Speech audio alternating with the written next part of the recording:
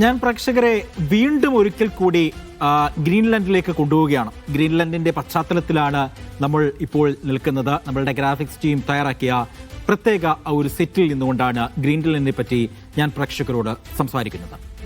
ഡെൻമാർക്കിന്റെ അതീതനയിലുള്ള സ്വതന്ത്ര പ്രദേശമായ ഗ്രീൻലാൻഡ് പിടിച്ചെടുക്കുമെന്ന ഭീഷണി അമേരിക്കൻ പ്രസിഡന്റ് ഡൊണാൾഡ് ട്രംപ് ആവർത്തിച്ച സാഹചര്യത്തിൽ ഉത്തരധ്രുവത്തിലെ ദ്വീപിന് സുരക്ഷ ശക്തമാക്കുമെന്ന് പാശ്ചാത്യ സൈനിക സഖ്യമായ നാറ്റോ പ്രഖ്യാപിച്ചിട്ടുണ്ട്. വിവിധ യൂറോപ്യൻ രാജ്യങ്ങൾ സൈനികരെ ഗ്രീൻലാൻഡിലേക്ക് അയക്കുകയും ചെയ്തു. ഇതിനോടകം തന്നെ വിഷയത്തിൽ ബുധനാഴ്ച ഡെൻമാർക്ക് ഗ്രീൻലാൻഡ് വിദേശകാര്യമന്ത്രിമാർ US വൈസ് പ്രസിഡന്റ് JD വാട്സണുമായി നടത്തിയ ചർച്ച വിജയിച്ചില്ല. അമേരിക്കൻ നീക്കം തടയാനുള്ള ശ്രമം തുടരുമെന്ന് മാത്രമാണ് യോഗത്തിന് ശേഷം ഡാനിഷ് പ്രധാനമന്ത്രി പറഞ്ഞത്. ധാതു സമ്പന്നവും തന്ത്രപ്രധാനവുമായ ദ്വീപ് അമേരിക്കൻ സുരക്ഷയ്ക്ക് അനിവാര്യമാണ് എന്നും ചൈനയോ റഷ്യയോ ഇത് കൈയേറുന്നത് തടയാൻ അമേരിക്ക വേണമെന്നാണ് ട്രംപിന്റെ അവകാശവാദം. ഫ്രാൻസും ജർമ്മനിയുമാണ് സൈനികരെ അയച്ചത്. ബ്രിട്ടനും സ്വീഡനും നോർവേയും പങ്കുചേരും. വരും ആഴ്ചകളിൽ ഗ്രീൻലാൻഡ് സ്ഥിതി ചെയ്യുന്ന ഉത്തരധ്രുവ മേഖലയിൽ സൈനിക സാന്നിധ്യം ശക്തമാക്കാനാണ് ഡാനിഷ് സായുധ സേനയുടെ ഒരുക്കം. അവർ ആ ഒരുക്കം തുടങ്ങുകയും ചെയ്തു. അതേസമയം മേഖലയിൽ നാറ്റോ സൈനിക നീക്കത്തിനെതിരെ റഷ്യ രംഗത്ത് വരികയും ചെയ്തു. ഇപ്പോൾ നമ്മൾക്ക് ലഭിക്കുന്ന ഏറ്റവും പ്രധാനപ്പെട്ട വിവരം യൂറോപ്യൻ പട ഗ്രീൻലാൻഡിൽ എന്നുള്ളതാണ്. ഏതായാലും ഈ വിഷയം സമഗ്രമായി തന്നെ നമുക്ക് പരിശോധിക്കണം. നമുക്ക് അതിഥിയുണ്ട്, വിദേശകാര്യ വിദഗ്ധൻ ഡോക്ടർ താജ് ആലുവയാണ് ഈ ഘട്ടത്തിൽ നമുക്കൊപ്പം ചേരുന്നത്. ഡോക്ടർ താജ് ആലുവ, ഈ അമേരിക്ക അവരുടെ അവകാശവാദത്തിൽ നിന്നും പിന്മാറുന്നില്ല. ഗ്രീൻലാൻഡ് തങ്ങളുടെ സുരക്ഷയ്ക്ക് അനിവാര്യമാണ്, ധാതു സമ്പത്ത് തങ്ങൾക്ക് വേണമെന്നുള്ള ആ ഒരു മോഹത്തിലാണ് ട്രംപ് നിൽക്കുന്നത്. പക്ഷേ ഗ്രീൻലാൻഡിന് പിന്തുണയുമായി വലിയ തരത്തിൽ നാറ്റോ സൈന്യം രംഗത്ത് വന്നിട്ടുണ്ട് എന്നുള്ളതാണ് നമുക്ക് അറിയാൻ കഴിയുന്നത്. എങ്ങനെയാണ് ഈ വിഷയത്തെ ഒന്ന് വിലയിരുത്താൻ കഴിയുക? ഗ്രീൻലാൻഡിന് മേലെയുള്ള അമേരിക്കൻ അവകാശവാദങ്ങൾ തുടരുക തന്നെയാണ്. സ്വാഭാവികമായും അമേരിക്കക്കും നാറ്റോ സഖ്യരാഷ്ട്രങ്ങൾക്കുമിടയിൽ ഇത് വലിയ വിവാദത്തിന് വഴി തെളിയിച്ചിരിക്കുകയാണ്. പ്രത്യേകിച്ചും നാറ്റോ സഖ്യരാജ്യങ്ങളായിട്ടുള്ള, പ്രത്യേകിച്ച് അതിന്റെ ഏറ്റവും പ്രധാനപ്പെട്ട രാജ്യങ്ങളായിട്ടുള്ള UK, France, Germany, Sweden, Norway തുടങ്ങിയ രാജ്യങ്ങളൊക്കെ ഡെൻമാർക്കിന്റെ അഭ്യർത്ഥന മാനിച്ചുകൊണ്ട് ഗ്രീൻലാൻഡിലേക്ക് പ്രത്യേകമായി സൈനികരെ അയച്ചിരിക്കുന്നു. സൈനിക അഭ്യാസത്തിന് വേണ്ടിയാണ് അയച്ചതെങ്കിലും അതിന്റെ പിന്നിലുള്ള ഏറ്റവും പ്രധാനപ്പെട്ട ലക്ഷ്യം എന്ന് പറയുന്നത് ഗ്രീൻലാൻഡിന്റെ പ്രതിരോധം ശക്തിപ്പെടുത്തുക എന്നതാണ്.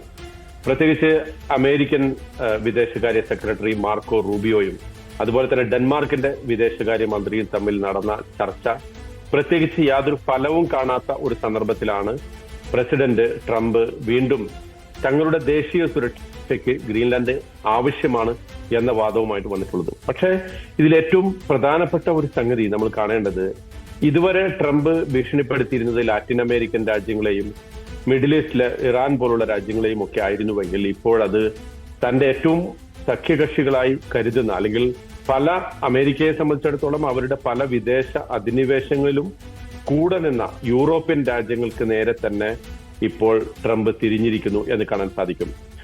ഈ ഡെൻമാർക്കിനെതിരെയുള്ള ഈ വാദം, അല്ലെങ്കിൽ ഗ്രീൻലാൻഡ് തനിക്ക് വേണം എന്ന അവകാശവാദം ട്രംപ് അധികാരത്തിലേറിയ ഉടനെ തന്നെ പലതവണ അത് ആവർത്തിച്ച് പറഞ്ഞിരുന്നു. പക്ഷേ പലപ്പോഴും ഗ്രീൻലാൻഡോ ഡെൻമാർക്കോ അത് അത്ര ഗൗരവതരമായി എടുത്തിരുന്നില്ല.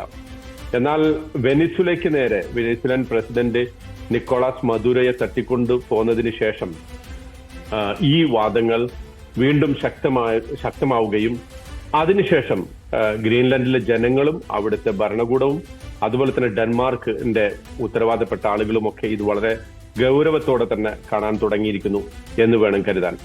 പ്രത്യേകിച്ചും ഈ ഒരു പ്രശ്നം ട്രംപ് ഉന്നയിക്കുന്നത് തന്റെ അമേരിക്കയുടെ ദേശീയ സുരക്ഷയ്ക്ക് വേണ്ടിയാണ് എന്ന വാദം ഉണ്ടെങ്കിൽ പോലും ഇതിനകത്ത് ഒരുപാട് വ്യാജവാദങ്ങൾ ട്രംപ് പറയുന്നുണ്ട്. അതിൽ ഏറ്റവും പ്രധാനപ്പെട്ട ഒരു വാദം, താൻ എടുത്തിട്ടില്ലെങ്കിൽ, അമേരിക്ക ഗ്രീൻലാൻഡിനെ പിടിച്ചിട്ടില്ലെങ്കിൽ റഷ്യ ചൈനയും അത് ഏറ്റെടുക്കുമെന്നാണ്. റഷ്യയുടെയും ചൈനയുടെയും സാന്നിധ്യം അവിടെ ഗ്രീൻലാൻഡിൽ ഉണ്ടാകുമെന്നാണ്. ഇത് ഏറ്റവും വളരെ വ്യക്തമായ ഒരു വ്യാജവാദമാണ്. കാരണം റഷ്യക്കോ ചൈനക്കോ അങ്ങനെ ഒരു സ്ട്രാറ്റജിക് ആയിട്ടുള്ള പ്രാധാന്യം അവർ അതിന് കരുതുന്നില്ല, ഗ്രീൻലാൻഡിന് കൊടുക്കുന്നില്ല. തനിക്കത് വേണം അല്ലെങ്കിൽ തനിക്കത് സ്വന്തമാക്കണം എന്ന ആവശ്യത്തിന് ബലം കിട്ടാൻ വേണ്ടി ട്രംപ് പറയുന്ന വെറും വ്യാജവാദം മാത്രമാണത്. അതുപോലെ തന്നെ മറ്റൊരു സംഗതി, ഇത് ട്രംപിനെ സംബന്ധിച്ചിടത്തോളം ഗ്രീൻലാൻഡിലെ ജനത, ഗ്രീൻലാൻഡിനെ ഭരിക്കുന്നതിൽ ഡെൻമാർക്ക് പരാജയപ്പെട്ടിരിക്കുന്നു.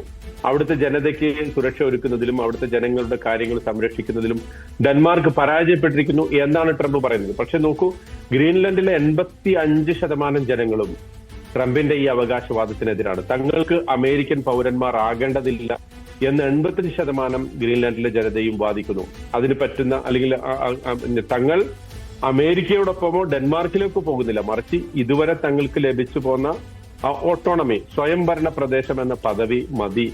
അത് പിന്നെ ആ പദവി അംഗീകരിച്ചുകൊണ്ട് തങ്ങൾ ഗ്രീൻലാൻഡുകാരായിട്ട് നിന്നുകൊള്ളാം എന്നതാണ് 85% ജനങ്ങളുടെയും വാദം.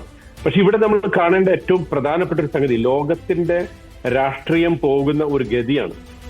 അതായത് അമേരിക്കയും യൂറോപ്യൻ രാജ്യങ്ങളും തമ്മിൽ ഇത്തരം ഒരു സംഘർഷം ഉണ്ടാകുമെന്ന് സ്വപ്നേബി ആരും വിചാരിച്ചിരുന്നില്ല.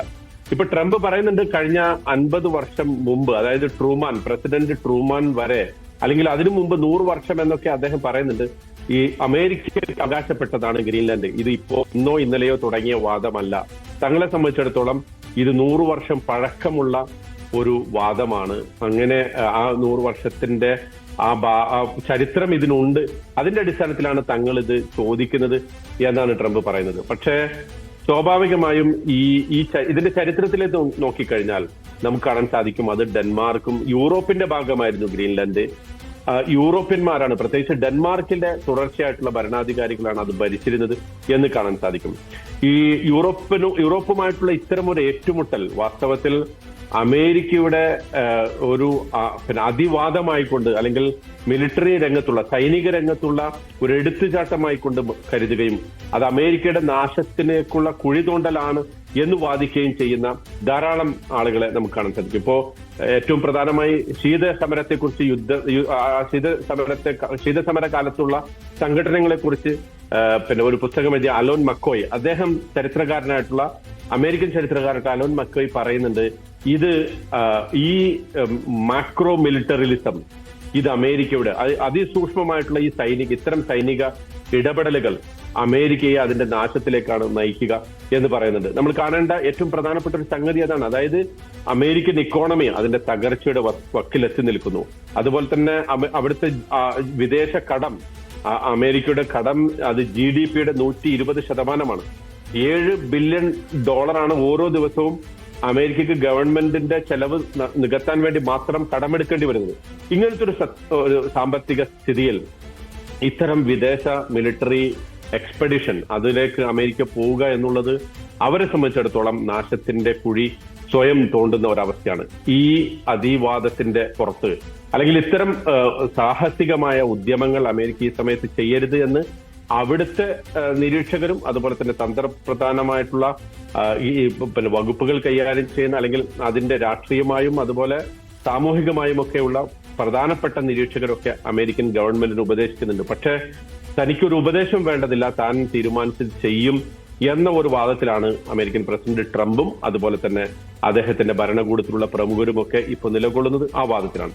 അതുകൊണ്ട് തന്നെ ഇത് ലോകം ഇതുവരെ കണ്ടിട്ടില്ലാത്ത അത്ര, പ്രത്യേകിച്ച് ശീത സമര കാലത്തിന് ശേഷം, സോവിയറ്റ് യൂണിയന്റെ പതനത്തിന് ശേഷം ലോകം ഇതുവരെ കണ്ടിട്ടില്ലാത്ത അത്ര ഗുരുതരമായ ഒരു രാഷ്ട്രീയ സൈനിക അവസ്ഥയിലേക്കാണ്. തീർച്ചയായിട്ടും ഗുരുതരമായ ഒരു രാഷ്ട്രീയ ശൈലിയാണ് ഡോക്ടർ താജ് ആലുവ സൂചിപ്പിച്ചതുപോലെ തന്നെ ഗ്രീൻലാൻഡ് വിഷയവുമായി ബന്ധപ്പെട്ട അമേരിക്ക പിന്തുടരുന്നത്. നമുക്ക് ഗ്രാഫിക്സിലൂടെ തന്നെ അത് പരിശോധിക്കാം. ആ യൂറോപ്യൻ പട ഗ്രീൻലാൻഡിൽ വരുമ്പോൾ എന്താണ് ശരിക്കും സംഭവിക്കുക എന്നാണ് നമുക്ക് പരിശോധിക്കാൻ സാധിക്കുക. അതായത് ഡെൻമാർക്കിന് കീഴിലെ സ്വയംഭരണ പ്രദേശമായ ലോകത്തിലെ തന്നെ ഏറ്റവും വലിയ ദ്വീപായ ഗ്രീൻലാൻഡ് വേണമെന്ന് അമേരിക്കൻ പ്രസിഡന്റ് ആവർത്തിച്ചുകൊണ്ടിരിക്കെ അവിടേക്ക് സൈനികരെ അയച്ചിരിക്കുകയാണ് യൂറോപ്യൻ രാജ്യങ്ങൾ.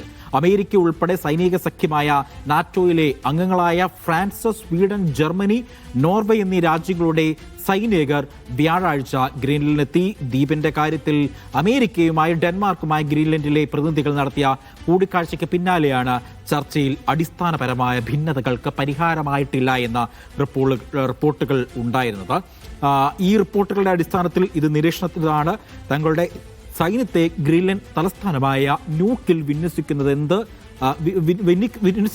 എന്തിനെന്ന യൂറോപ്യൻ രാജ്യങ്ങൾ ബുധനാഴ്ച പ്രഖ്യാപിച്ചിരുന്നു. നോക്കൂ, കൂടുതൽ നാറ്റോ സൈനികരെത്തിയിട്ടുണ്ട് എന്നാണ് മന്ത്രി സ്ഥിരീകരിച്ചിരിക്കുന്നത്. ഗ്രീൻലൻഡ് ബലപ്രയോഗത്തിലൂടെ പിടിച്ചെടുക്കുമെന്ന പ്രസിഡന്റ് ഡൊണാൾഡ് ട്രംപിന്റെ ഭീഷണിയുടെ പശ്ചാത്തലത്തിലാണ് ഗ്രീൻലൻഡിന്റെയും ഡെൻമാർക്കിന്റെയും വിദേശകാര്യമന്ത്രിമാർ അമേരിക്കൻ വൈസ് പ്രസിഡന്റായ JD വാൻസുമായി കൂടിക്കാഴ്ച നടത്തിയത്. അതിൽ അമേരിക്കൻ വിദേശകാര്യ സെക്രട്ടറി മാർക്കോ റൂബിയും പങ്കെടുത്തിരുന്നു.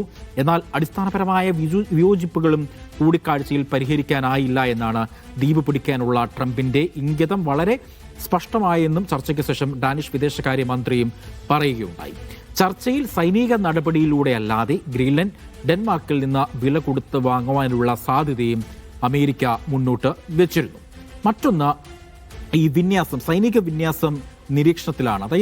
വരും ദിവസങ്ങളിൽ ദ്വീപിൽ നാറ്റോ കൂടുതൽ സൈനികരെ വിന്യസിക്കുമെന്നും അവരുടെ കൂടുതൽ കപ്പലുകളും സേനാ വിമാനങ്ങളും എത്തുമെന്നും ഗ്രീൻലൻഡ് ഉപപ്രധാനമന്ത്രി മ്യൂട്ട് എഗേഡ് പറഞ്ഞു. ആർട്ടിക്കിളിലെ സുരക്ഷ ശക്തമാക്കാൻ ഒരു പ്രവർത്തക സംഘം ഒപ്പമുണ്ടായിട്ടുണ്ട് എന്നും US-ന്റെ മോഹം തടയാനുള്ള എല്ലാ ശ്രമങ്ങളും തുടർന്ന് നടത്തുമെന്നും ഡാനിഷ് പ്രധാനമന്ത്രി പറയുകയും ചെയ്തു. ഡെൻമാർക്കിന്റെ ക്ഷണപ്രകാരമാണ് ന്യൂക്കിലേക്ക് സേനയെ അയക്കുന്നതെന്നും ചൈനയും റഷ്യയും ആർട്ടിക് മേഖലയിൽ ഉയർത്തുന്ന ഭീഷണി നേരിടാനാണിതെന്നും ജർമ്മനി പറഞ്ഞു. ആദ്യ ബാച്ച് ഫ്രഞ്ച് സൈന്യം ന്യൂക്കിലേക്ക് പുറപ്പെട്ടെന്നും ബാക്കിയുള്ളവർ ഉടനെത്തുമെന്നും ഫ്രഞ്ച് പ്രസിഡന്റ് ഇമ്മാനുവൽ മാക്രോണും പറഞ്ഞു. യൂറോപ്യൻ ദൗത്യത്തിന്റെ ഭാഗമായി ഒരു സൈനിക ഉദ്യോഗസ്ഥനെ അയക്കുമെന്ന് നെതർലൻഡ് അറിയിക്കുകയും ചെയ്തു. അതേസമയം ആർട്ടിക് മേഖലയിൽ റഷ്യയും ചൈനയും ഭീഷണിയാകുമെന്ന വ്യാജ പ്രചരണങ്ങളുടെ പശ്ചാത്തലത്തിൽ ഗ്രീൻലൻഡിൽ നാറ്റോ നടത്തുന്ന സൈനിക വിന്യാസം ഏറെ ആശങ്ക ഉണ്ടാക്കുന്നതാണെന്ന് റഷ്യയും പറയുന്നു. മറ്റൊരു പ്രധാനപ്പെട്ട കാര്യം, റഷ്യയും ചൈനയും നേരിടാൻ ഡെൻമാർക്കിനാകില്ല എന്നാണ് ട്രംപ് പറയുന്നത്. വാൻസും ഗ്രീൻലൻഡ് ഡാനിഷ് പ്രതിനിധികളും തമ്മിൽ കൂടിക്കാഴ്ചയ്ക്ക് ശേഷം ദ്വീപ് ഏറ്റെടുക്കാനുള്ള ഒരു സാധ്യതയും തള്ളിക്കളയില്ല എന്നാണ് ട്രംപ് പറഞ്ഞത്. റഷ്യയോ ചൈനയോ ഗ്രീൻലൻഡ് പിടിച്ചാൽ അവരെ നേരിടാൻ ഡെൻമാർക്കിനാകില്ല എന്നാണ് അദ്ദേഹം പറഞ്ഞത്. ഗ്രീൻലൻഡ് കരസ്ഥമാക്കാൻ നാറ്റോ US-നെ സഹായിക്കണമെന്ന ചർച്ചയ്ക്ക് മുൻപ് ട്രംപ് ആവശ്യപ്പെട്ടിരുന്നു. ജനുവരി 3-ന് വെനസ്വേലയിൽ അധിനിവേശം നടത്തി പ്രസിഡന്റ് നിക്കോളാസ് മദൂറോയെ പിടിച്ചുകൊണ്ടുപോയതിനു ശേഷമാണ് ഗ്രീൻലൻഡിനുമേൽ അമേരിക്ക സമ്മർദ്ദം ശക്തമാക്കിയത് എന്നുള്ളതാണ് ഏറ്റവും എടുത്തു പറയേണ്ടത്. അപ്പോൾ ഇതുമായി ബന്ധപ്പെട്ട വലിയ തരത്തിലുള്ള അനിശ്ചിതത്വങ്ങളൊക്കെ ഉണ്ട്. പ്രേക്ഷകർക്ക് ഇപ്പോൾ സ്ക്രീനിൽ കാണുന്നത് പോലെ തന്നെ തണുത്ത ഒരു ദ്വീപ് പ്രദേശമാണ് ഗ്രീൻലൻഡ് എന്നുള്ളത്. അവിടുത്തെ കാലാവസ്ഥ ഇങ്ങനെയാണ്, എപ്പോഴും ഇങ്ങനെ ആയിരിക്കില്ല, ഇങ്ങനെയാണ് അവിടുത്തെ ഒരു കാലാവസ്ഥ സ്ഥിതി ചെയ്യുന്നത്. അപ്പോൾ അമേരിക്കയുമായി ബന്ധപ്പെട്ട് കിടക്കുന്ന സൈനിക കേന്ദ്രങ്ങളൊക്കെ ഈ ഗ്രീൻലൻഡിനുമായി ബന്ധപ്പെട്ടുണ്ട് എന്നുള്ളതാണ് ഏറ്റവും ശ്രദ്ധേയമായ കാര്യം. അതുകൊണ്ട് തന്നെ ഈ ഗ്രീൻലൻഡിന്റെ പ്രശ്നം, പ്രത്യേകിച്ച് മദൂറോയെ പിടിച്ചുകൊണ്ട് പോയതിനു ശേഷം ഉണ്ടായിരിക്കുന്ന വെനസ്വേലയിലെ രാഷ്ട്രീയ അവസ്ഥ നമുക്കറിയാം. ട്രംപിന്റെ അവിടുത്തെ ഇടപെടലുകളൊക്കെ നമ്മൾ കണ്ടതാണ്. അതിനുശേഷം ഗ്രീൻലൻഡ് ലക്ഷ്യമാക്കി ട്രംപ് മുന്നോട്ട് പോകുന്നു എന്നുള്ള ഒരു റിപ്പോർട്ടുകളാണ് ഈ ഘട്ടത്തിൽ അന്താരാഷ്ട്ര മാധ്യമങ്ങളടക്കം റിപ്പോർട്ട് ചെയ്യുന്നത്. ഗ്രീൻലൻഡിനെ എങ്ങനെയെങ്കിലും പിടിച്ചെടുക്കുക, തങ്ങളുടെ വരുതിയിലാക്കുക, ഗ്രീൻലൻഡിന് സ്വന്തമാക്കുക എന്ന ലക്ഷ്യമാണ് ട്രംപിനുള്ളത്. അതുകൊണ്ട് തന്നെയാണ് ഗ്രീൻലൻഡിലുള്ള ആളുകൾക്ക് $10,000 മുതൽ $1,00,000 വരെ ധനസഹായം ട്രംപ് പ്രഖ്യാപിച്ചത് എന്നുള്ളതാണ് ഏറ്റവും എടുത്തു പറയേണ്ടത്. അപ്പോൾ വലിയ തലത്തിലുള്ള ഒരു വിമർശനങ്ങൾക്കൊക്കെ വഴിവെച്ച ഈ സംഭവത്തിൽ യൂറോപ്യൻ യൂണിയൻ അടക്കം ഇടപെടുന്നു, റഷ്യ ഇടപെടുന്നു, ചൈന ഇടപെടുന്നു. പക്ഷേ ട്രംപിന് യാതൊരു കുലുക്കവുമില്ല.